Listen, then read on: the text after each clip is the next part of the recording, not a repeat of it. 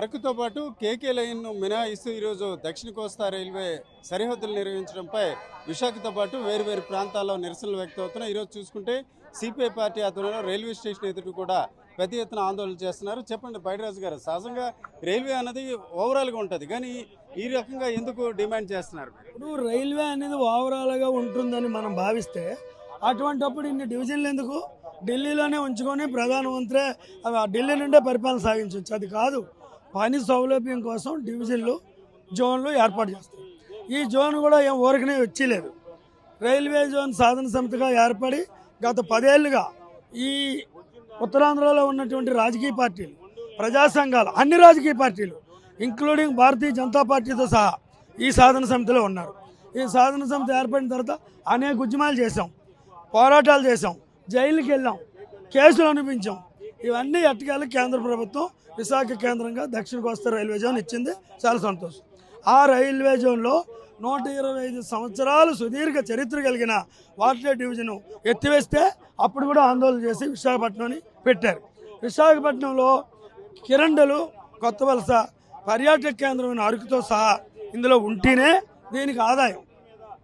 అది లేకుండా దొమ్ములు మనకి మెత్తటి ముక్కలన్నీ వరిస్తే కానిటట్టుంది పాత గ్రామాల్లో చెప్పే సామెత. ఇది అన్యాయం.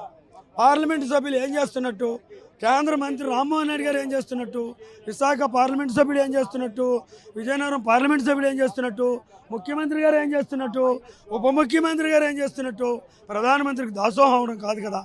6 కోట్ల ఆంధ్రప్రదేశ్ ప్రజలు ప్రయోజనాలు కాపాడుతామని మీరు అధికారంలోకి వచ్చారు. మేమేమి ప్రధానమంత్రి గారు ఆస్తో మీ ఆస్తో ఇవ్వమని అంటలేదు. కేకే లైను, కిరండలు, కొత్త వలస, అరకు విశాఖ డివిజన్లోనే ఉంచమంటున్నాం.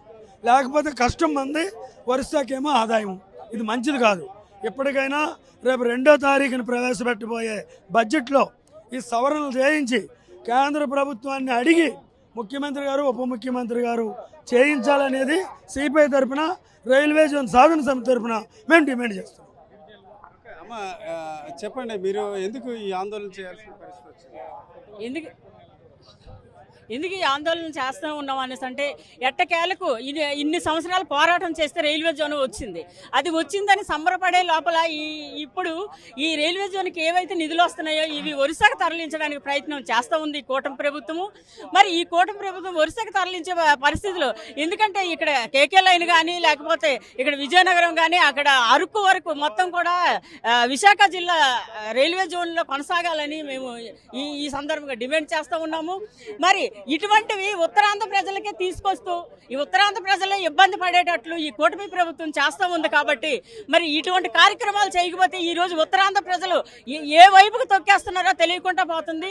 ఈ రకంగా ఇది చేస్తూ ఉంటే బీజేపీ ఈ పరిస్థితి తీసుకొస్తూ ఉంటే కూటమి ప్రభుత్వంలో అది తెలుగుదేశం కావచ్చు, తర్వాత జనసేన కావచ్చు, ఎంపీలు, ఎమ్మెల్యేలు వీళ్ళంతా కూడా ఏం చేస్తున్నారు? మీ జిల్లా ఈ రకంగా మీరు నష్టపోతూ ఉంటే, ప్రజలు ఆందోళన చెందుతూ ఉంటే ఎమ్మెల్యేలు, ఈ ఎంపీలు వీళ్ళందరూ గాడిదలు కాస్తున్నారా అని ఈ సందర్భంగా అడుగుతూ ఉన్నాం మేము.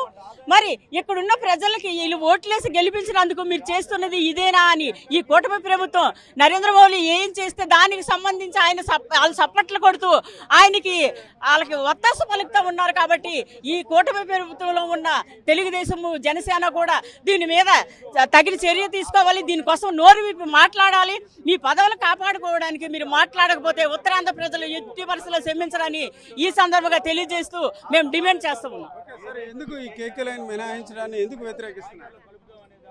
తల్ల లేకుండా మొండెం ప్రాణంతో ఉంటుందా అని చెప్పేసి మేము ప్రశ్నిస్తా ఉన్నాం. అత్యంత కీలకమైనటువంటి కేకే లైన్, ఈ కొత్త వలస ప్రాంతాలు, తర్వాత ఈ అరకు సంబంధించినటువంటి లైన్ని తీసుకుపోయి పక్కన ఉన్నటువంటి రాష్ట్రంలో ఎలా కలుపుతారని మేము ప్రశ్నిస్తా ఉన్నాం. నరేంద్ర మోదీ గారు, మీకు తల లేకుండా మీ మొండంతో మీరు నడవండి, అదే పద్ధతుల్లో ఈ లైన్ లేకుండా ఈ విశాఖ రైల్వే జోన్కి అర్థం ఉండదని చెప్పేసి మేము భావిస్తా ఉన్నాం. ఈ విషయంలో ఈ మొత్తం రైల్వే జోన్ని ఎగ్గొట్టడానికి, ఈ రైల్వే జోన్ని పూర్తిగా నిర్వీర్యం చేయడానికి నరేంద్ర మోదీ ప్రభుత్వం కంకణం కట్టుకుని ఉన్నదని స్పష్టంగా కనిపిస్తూ ఉంది. అందులో భాగంగానే ఈ కుట్రలు చేస్తూ ఉన్నారు. ఈ కుట్రల్ని తిప్పికొట్టడానికి విశాఖ ప్రజలు సిద్ధం కావాలి. ఈ ఉత్తరాంధ్ర ఉద్యమాలకు మరోసారి శ్రీకారం చుట్టాలని చెప్పేసి మేము పిలుపునిస్తా ఉన్నాం. కలిసి వచ్చే అన్ని శక్తుల్ని కలుపుకొని పనిచేస్తాం. ఒకవైపు ఇప్పుడు గతంలో ఈ రైల్వే జోన్ విషయంలో టీడీపీ, బీజేపీ, జనసేన, వామపక్షాలు అందరం కలిసి పనిచేసాం. అప్పుడు అధికారంలో ఉన్నటువంటి జగన్మోహన్ రెడ్డికి సంబంధించినటువంటి ప్రభుత్వ ప్రతినిధులు కూడా ఇందులో భాగస్వామ్యం అయ్యారు. మీకు ఇప్పుడు అధికారం వచ్చే లోపల మీ 3 పార్టీలకి ఈ జరిగిన నష్టం మీకు కనిపించడం లేదా? మీరు ప్రతిపక్షంలో నరేంద్ర మోదీకి భయపడకపోతే మీరు ఈ విషయంలో ఇప్పుడు ఎందుకు మీరు బయటికి రారని చెప్పేసి మేము వైసీపీని కూడా నిలదీస్తున్నాం. మొత్తానికి ఈ అధికార ప్రతిపక్ష పార్టీలన్నీ నరేంద్ర మోదీ వరలో చేరిపోయారు కాబట్టే ఆంధ్ర రాష్ట్రానికి తీవ్రమైన నష్టం జరుగుతూ ఉంది. ఈ నష్ట నివారణకు వామపక్షాలు నడుం బిగించాయి. ఈ వామపక్ష పార్టీలతో ప్రజలందరూ కలిసి రావాలని చెప్పేసి మేము కోరుతా ఉన్నాం, విజ్ఞప్తి చేస్తా ఉన్నాం, పిలుపునిస్తా ఉన్నాం. సరే చెప్పండి, ఎందుకు దీని గురించి ఆందోళన, మీరు చేసిన ఆందోళనకి ప్రజల నుంచి మద్దతు లభించే అవకాశం ఉందా? ప్రజల నుంచి మద్దతు లభిస్తుంది. ఎందుకంటే ఇది నిన్న మొన్న చేసేది కాదు. రైల్వే జోన్ గురించి 2 దశాబ్దాలు సిపిఐ ఆధ్వర్యాన్ని ఇతర పార్టీలని, అప్పుడున్న ప్రతిపక్షంగా ఉన్న తెలుగుదేశం కానీ, బీజేపీ కానీ, కాంగ్రెస్ కానీ అన్ని పార్టీలను కలుపుకొని ఇక్కడ రైల్వే జోన్ గురించి పెద్ద ఎత్తున పోరాటం చేసాం. పోరాటం చేసిన తర్వాత నేడు రెండోసారి అధికారంలోకి రాకముందు అధికారంలోకి రావాలని ఇక్కడికే వచ్చి మాట్లాడి కేంద్రంలో మరి నరేంద్ర మోడీ గారు మేము జోన్ ఇస్తామన్నారు. జోన్ ఇస్తానని చెప్పి నేటికి 7 సంవత్సరాలు అనేది కావస్తుంది. 7 సంవత్సరాల్లో జోన్ అనేది ఏర్పాటు చేస్తున్నారు. దానికి సంబంధించి దారపాలెం మన ముడసల్లో దాకా కూడా 55 ఎకరాలు అనేది కేటాయించడం జరిగింది. ఇప్పుడు కేటాయించిన జోన్ అనేది మొండోలేని జోన్ అనేది ఈరోజు ఇస్తున్నారు. ఈరోజు వ్యాగన్ల ద్వారా వెళ్తున్న ఏదైతే డ్రా మెటీరియల్ కానీ ఇతర గూడ్స్లో వెళ్తున్న మరి సరుకు ఏదైతే ఉందో సరుకు ద్వారా విశాఖపట్నంకి ఎక్కువ ఆదాయం వస్తుంది. మరి వచ్చే ఈ ఆదాయాన్ని కేకే లైన్ కానీ విజయనగరం డివిజన్ కానీ ఆ అరకు డివిజన్ని తీసుకొని వెళ్ళి రాయగడలో కలపడం అనేది చాలా దుర్మార్గమైన చర్య. ఇప్పటికే రాష్ట్రం అనేది అప్పుల్లో కూరుకుపోయి ఉంది. మరి అప్పుల గురించి ప్రపంచ బ్యాంకులకి కేంద్రంలో నరేంద్ర మోడీ దగ్గర మోకాలు ఎరిగి ఈరోజు అప్పు కావాలి మా రాష్ట్రానికి అనేది అడిగే పరిస్థితి అనేది ఉంది. ఈ ఆంధ్ర రాష్ట్ర ప్రజలందరినీ మీరు ఎక్కడ తీసుకెళ్ళి ఎక్కడ ముంచేయాలని ప్రయత్నాలు చేస్తున్నారని మేము ప్రశ్నిస్తున్నాం.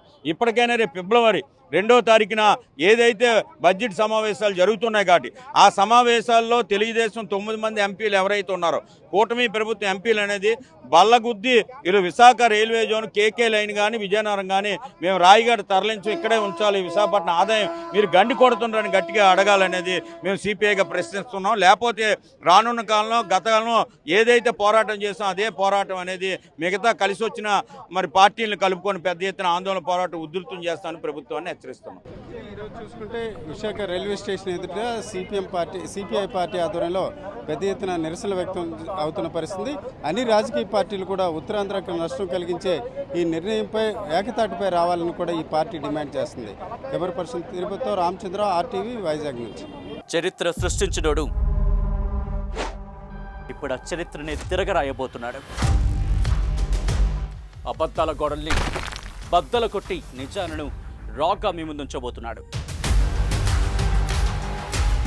నిజమైన వార్తల కోసం వెంటనే డౌన్లోడ్ చేసుకోండి రా యాప్ని.